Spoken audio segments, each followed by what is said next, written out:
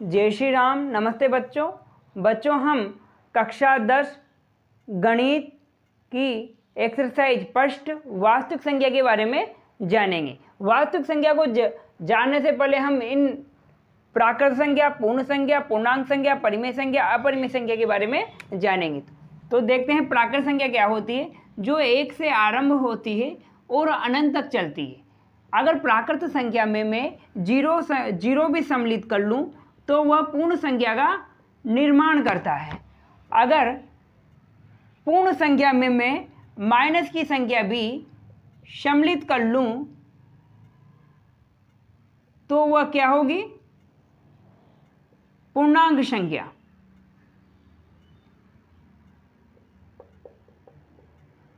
इधर भी माइनस, इधर प्लस में चलेगी, इधर माइनस में चलेगी, है ना। परिमेय संख्या क्या होती है, जो P अपॉन Q के रूप में लिखी जाती है और Q is not equal to 0 होता है। मतलब हंस अपॉन हर के रूप में लिखा जाता है और हर 0 न हो।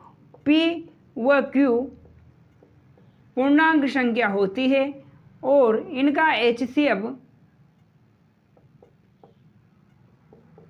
1 प्राप्त हो, है ना। और अपरिमेय संख्या क्या होती है, जो परिमेय संख्या न हो वह अपरिमेय संख्या कहलाती। और भाज्य संख्या और अभाज्य संख्या क्या होती है, भाज्य संख्या वह होती है जो स्वयं से विभाजित हो, 1 से विभाजित हो और अन्य संख्या से भी विभाजित हो, वह क्या कहलाएगी, भाज्य संख्या। और अभाज्य संख्या वह कहलाएगी जो केवल स्वयं से और 1 से ही विभाजित हो, वह अभाज्य संख्या कहलाती है। जैसे उदाहरण की सहायता से हम समझते हैं, अगर 6 का फैक्टर करेंगे और 3 का फैक्टर, इन दोनों संख्याओं का फैक्टर करेंगे अपन, 2 से डिवाइड हो जाएगा कितनी बार बेटा, 3 बार। 3 का 3 से 1 बार। अभी क्या, मैंने 3 को 3 से डिवाइड किया तो 1 बार। तो इसमें क्या है बेटा, ये 6 क्या है, 6 से भी विभाजित हो रही है, 2 से भी विभाजित हो रही है, 3 से भी विभाजित हो रही है, 1 से भी विभाजित हो रही है। तो मतलब ये 6 क्या है, भाज्य संख्या। और अभाज्य संख्या 3 है, कारण क्योंकि ये केवल 3 से हो रही है और 1 से ही हो रही है, तो ये क्या होगी, अभाज्य संख्या होगी। अब सहभाज्य संख्या क्या होती है, जिनका हाईएस्ट कॉमन फैक्टर HCF हमें 1 ही प्राप्त हो, वह क्या कहलाएगी, सहभाज्य संख्या। जैसे उदाहरण से समझते हैं, 5 और 6 ले लिया मैंने, 5 का फैक्टर करूंगा, 5 में 5 का दूंगा भाग तो 1 बार जाएगा। अब 6 का फैक्टर करूंगा बच्चों में तो कितनी बार गया, 2 का दिया तो 3 बार, 3 का 3 में 1 बार। तो इसमें क्या है, हाईएस्ट कॉमन फैक्टर केवल क्या आ रहा है, 1 ही आ रहा है। तो ये क्या होगी बेटा, सहभाज्य संख्या हो गई 5 और 6। इनका हाईएस्ट कॉमन फैक्टर हमें 1 ही प्राप्त हो रहा है। अब हम देखते हैं प्रमेय 1.1, अंकगणित की आधारभूत प्रमेय। प्रत्येक भाज्य संख्या को एक अभाज्य गुणनखंड के रूप में व्यक्त किया जा सकता है तथा यह गुणनखंड अभाज्य गुणनखंडों के आने वाले क्रम के बिना अद्वितीय होता है। तो हम इसे उदाहरण की सहायता से समझते हैं। जैसे ये 18 है, इस 18 का मैंने अभाज्य गुणनखंड किया। पहले मैं किसका देता हूँ, 2 का भाग लगाता हूँ क्योंकि सम संख्या है। तो कितनी बार जाएगा, 9 बार जाएगा। अब किसका जाएगा, 3 का जाएगा। कितनी बार जाएगा, 3 बार जाएगा। अब 3 में 3 का कितनी बार जाएगा, 1 बार जाएगा। आगे समझ में। तो फर्स्ट लाइन है कि प्रत्येक भाज्य संख्या को, ये 18 भाज्य संख्या अभाज्य गुणनखंड के रूप में व्यक्त किया जा सकता है। तो मैंने ये इसको अभाज्य गुणनखंड के रूप में व्यक्त कर दिया तथा यह गुणनखंड अभाज्य गुणनखंडों के आने वाले क्रम के बिना अद्वितीय होता है। जैसे मैंने ये 18 का फैक्टर किया, क्या प्राप्त हुआ, 2 × 3 × 3, ये प्राप्त हुआ। तो मैं जरूरी थोड़ी है कि पहले मैं 2 का ही भाग लगाऊं, 3 का भी लगा सकता हूं। तो 3 का भाग लगाया, 18 में कितनी बार गया, 6 दिया 18। अब किसका लगाया मैंने, फिर 3 का लगाया, कितनी बार गया, 2 बार गया। 2 का 2 में 1 बार गया। अब मैं इसको कैसे लिख सकता हूँ बेटा, 18 बराबर 3 × 3 × 2, ऐसे भी लिख सकता हूँ। तो ये सेकंड लाइन ये वो यहाँ से ये है कि यह गुणनखंड अभाज्य गुणनखंड के आने वाले क्रम के बिना अद्वितीय होता है। अर्थात मैं बोल इससे ये समझते हैं अपन, पहले हम 2 का भी लगा सकते हैं या फिर 3 का भी लगा सकते हैं भाग, है ना। तो फिर देखो, जैसे अगर मान लो मैंने ऐसा किया, फिर 18 का मैंने अभाज्य गुणनखंड कर दिया, पहले मैंने 3 का दिया, कितनी बार गया, 6 बार गया। अब मैं 2 का दे लूँ, कितनी बार गया, 3 बार गया, 3 का 3 में 1 बार। तो मतलब ये क्रम के बिना अद्वितीय होता है। अब हम उदाहरण फर्स्ट देखते हैं जो 2026 में आया था। संख्या 4 की पावर n पर विचार कीजिए जहां n एक प्राकृत संख्या है। जांच कीजिए कि n का कोई ऐसा मान है जिसके लिए 4 की पावर n अंक शून्य पर समाप्त होती है। तो बच्चों कोई भी संख्या लेंगे, हम उसका अभाज्य गुणनखंड करेंगे। अगर उसमें 2 की पावर m मल्टीप्लाई 5 की पावर n आए, दोनों ही 2 भी आना चाहिए 5 भी आना चाहिए उसके फैक्टर में, तभी वो शून्य पर समाप्त होगी। तो हम इस सवाल को करते हैं 4 की पावर n। अब इसका 4 का फैक्टर करेंगे तो क्या आएगा, 2 मल्टीप्लाई 2 की पावर n। अब मैं इसको कैसे लिख सकता हूँ, 2 की पावर 2 की पावर n, आधार समान होने पावर के ऊपर पावर घातांक नियम से, तो क्या हो जाती है, मल्टीप्लाई हो जाती है। अब इसमें क्या देखा अपन ने, केवल 2 ही आ रहा है, 5 नहीं आ रहा। यह संख्या शून्य पर तभी शून्य पर समाप्त होगी जब अभाज्य गुणन करने पर 2 की पावर m मल्टीप्लाई 5 की पावर n दोनों आए। इसमें केवल क्या है बेटा, 5 नहीं है, 5 नहीं है, यह शून्य पर समाप्त नहीं होगी। अब उदाहरण नंबर 2 देखते हैं। संख्या 6 और 20 के अभाज्य गुणनखंड विधि से हम है क्या करना है, HCF और LCM निकालना है। तो इस पहले हम 6 का अभाज्य गुणनखंड कर देंगे, कितनी बार जाएगा, 3 बार। 3 का 3 में कितनी बार जाएगा, 1 बार जाएगा। अब मैं इसको क्या ऐसे लिख सकता हूँ, 2 मल्टीप्लाई 3 ऐसे लिख सकता हूँ इसको। अब 20 का अभाज्य गुणनखंड करेंगे, पहले 2 का लगाएंगे, कितनी बार जाएगा, 10 बार। फिर 2 का लगाएंगे, 10 में कितनी बार, 5 बार जाएगा। 5 में 1 बार जाएगा। अब हाईएस्ट कॉमन फैक्टर निकालेंगे। हाईएस्ट कॉमन फैक्टर कैसे निकालते हैं, इसमें क्या करेंगे, दोनों में उभयनिष्ठ आना चाहिए। तो दोनों में उभयनिष्ठ क्या आ रहा है, इसको मैं यहाँ पे लिख लेता हूँ, 2 मल्टीप्लाई 5। अब इन दोनों में उभयनिष्ठ क्या आ रहा है बच्चों, ये 2 आ रहा है। तो इसका हाईएस्ट कॉमन फैक्टर क्या होगा, 2 होगा। अब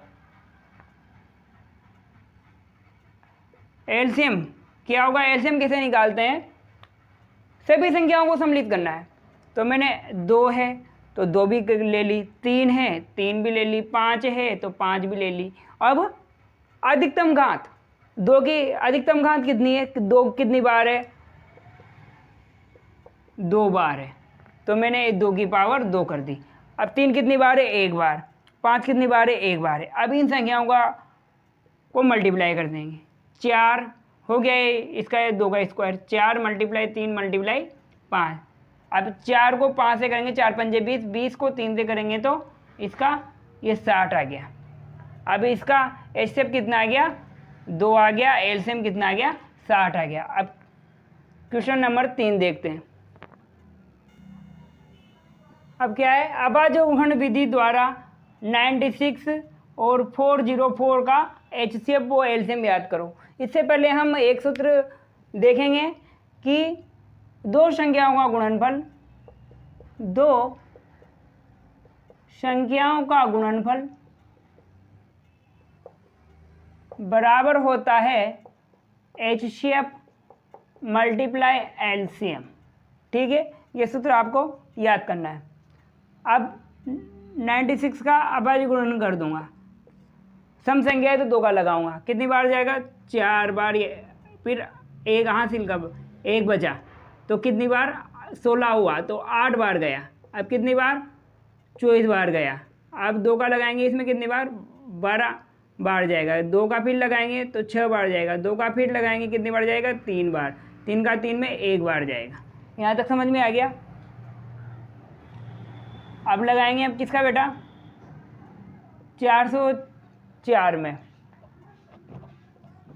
2 का लगाएंगे, 202 बार जाएगा। फिर लगाएंगे 2 का तो 101 बार जाएगा। अब 101 का कितनी बार जाएगा? 1 बार जाएगा। अब हम निकालते हैं बेटा हाईएस्ट कॉमन फैक्टर निकालते हैं। हाईएस्ट कॉमन फैक्टर कैसे निकालते हैं बेटा? दोनों संख्या में जो कॉमन आ रहा है और उसकी न्यूनतम घात लेनी है। तो दोनों संख्याओं में क्या आ रहा है? 2 आ रहा है, 2 आ रहा है, इसमें भी 2 आ रहा है, 2 आ रहा है, और बाकी 3 नहीं आ रहा, 3 आ रहा है इसमें, इसमें 3 नहीं आ रहा है, इसमें 101 आ रहा है, इसमें 101 नहीं आ रहा। तो क्या क्या आएगा? केवल 2 मल्टीप्लाई 2। अब इन दोनों को गुणा कर देंगे तो इसका HCF 4 आ गया। अब हमने ये पढ़ी है अभी ये सूत्र, दो संख्याओं का गुणनफल। तो दो संख्या क्या है बेटा? 96 मल्टीप्लाई 404 बराबर HCF कितना आया? 4 आया।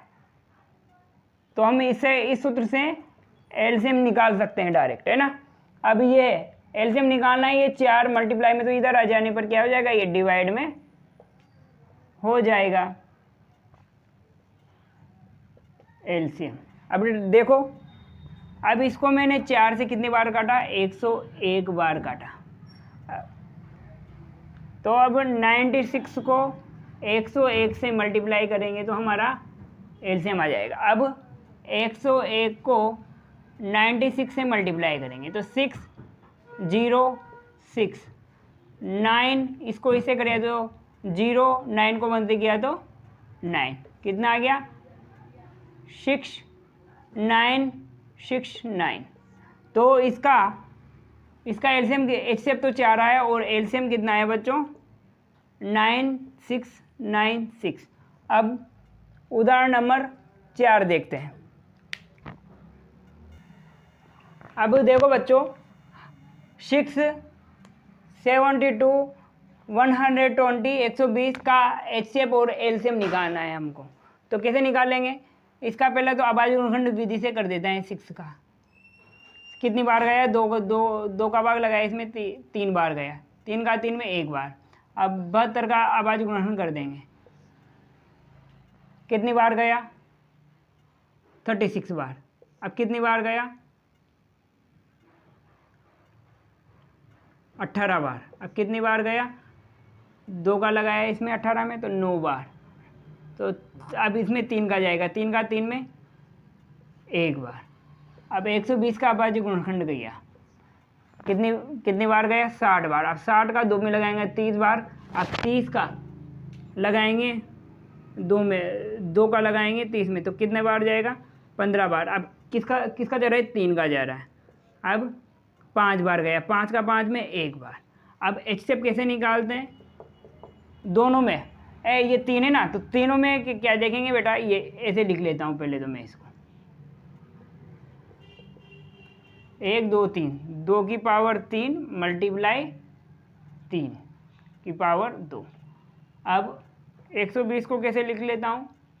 3 बार आ रहा है तो 2 की पावर 3 कर दी और 3 मल्टीप्लाई 5। अब हाईएस्ट कॉमन फैक्टर तीनों में क्या होना चाहिए?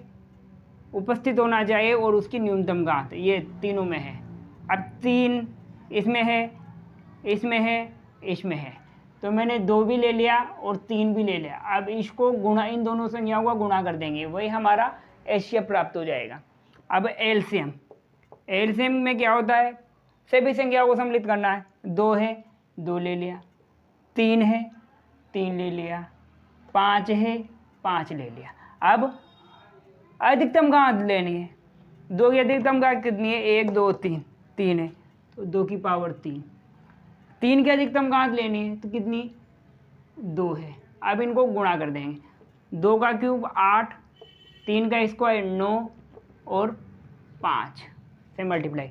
8 पंजे 40, 40 को 9 से करूँगा तो 36 आ जाएगा और एक जीरो लग जाएगी। तो इसका एचसीएफ तो 6 आ गया और एलसीएम कितना आएगा? 360 आ गया।